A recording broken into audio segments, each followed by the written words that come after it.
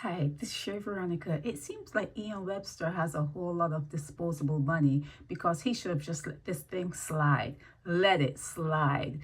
You know, you would think that being on the stage is kind of comedic with all the calypso and the writing of music. It could be like under the artistic comedic kind of like genre, or when they're on the political scene, they say things all the time about each other. It's something that you should expect. It's something that you should let roll off your shoulders. They don't sue each other when they're on the political scene, and you shouldn't sue anyone who is singing and on the stage and says something. If something is said about you, just let it roll off your shoulder, because what has happened now, you brought attention to yourself. You have brought attention to yourself, and people are going to look at you and say, he looks as though what Peter Ram said could have happened to him. It looks as though it could have happened to him. He looks kind of whatever. You brought attention to yourself, iWeb, Ian. You have brought attention to yourself. So don't pay Michael Lashley, any of your money.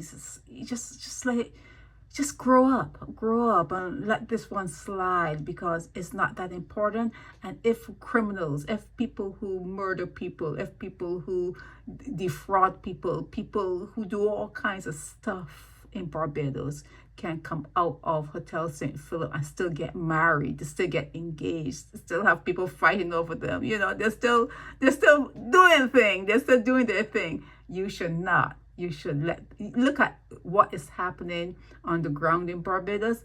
Defamation is something that is passé. You cannot be defamed in Barbados.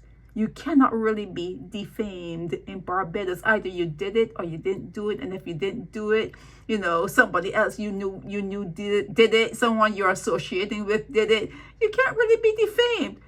Let this one slide. Ian, let this one slide. Shay Veronica.